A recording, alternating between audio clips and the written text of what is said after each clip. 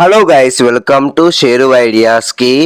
తెలంగాణ రాష్ట్ర వ్యాప్తంగా ఉన్న ప్రజలకైతే తెలంగాణ రాష్ట్ర ప్రభుత్వ సీఎం రేవంత్ రెడ్డి గారు అయితే మరో సువా చెప్పారు.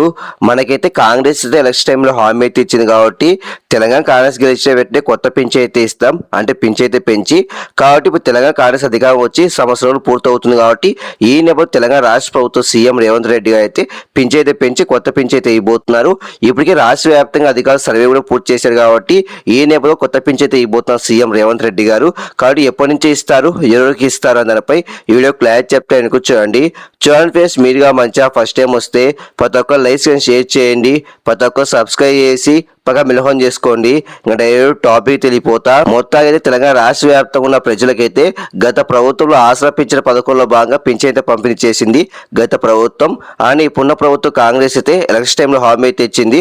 తెలంగాణ కాంగ్రెస్ గెలిచిన వెంటనే చేయూత పథకం కింద పింఛన్ అయితే పెంచి వృద్ధుల వితంతుకు 4,000, దివ్యాంగులు 6,000 పింఛన్ అయితే పెంచి కొత్త పింఛన్ అయితే ఇస్తామని చెప్పారు.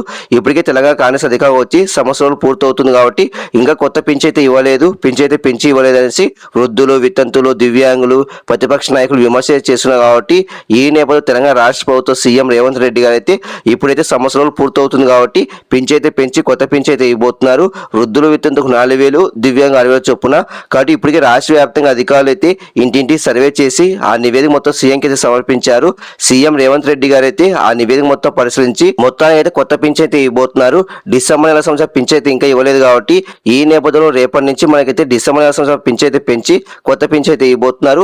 కొంతమందికి అధికారులు అయితే ఇంటి దగ్గర వచ్చి పింఛన్ అయితే ఇస్తారంట కొత్త పింఛను, కొంతమందికి అధికారులు అయితే బ్యాంకులో డబ్బులు జమ చేస్తారంట పింఛన్ డబ్బులు. కాబట్టి మీరు సిద్ధంగా అయితే ఉండండి. రేపటి నుంచి డిసెంబర్ నెల సంవత్సరం పింఛన్ అయితే పెంచి వృద్ధులు వితంతుకు 4,000, దివ్యాంగ 6,000 పింఛన్ అయితే పెంచి కొత్త పింఛన్ అయితే ఇవ్వబోతున్నారు. చాలా మందికి అయితే ఈ విషయం తెలియదు కాబట్టి ప్రతి ఒక్కరు లైక్ అండ్ షేర్ చేయండి, ప్రతి ఒక్కరు సబ్స్క్రైబ్ చేసి పక్కన బిల్ చేసుకోండి. Thank you watching. Thank you.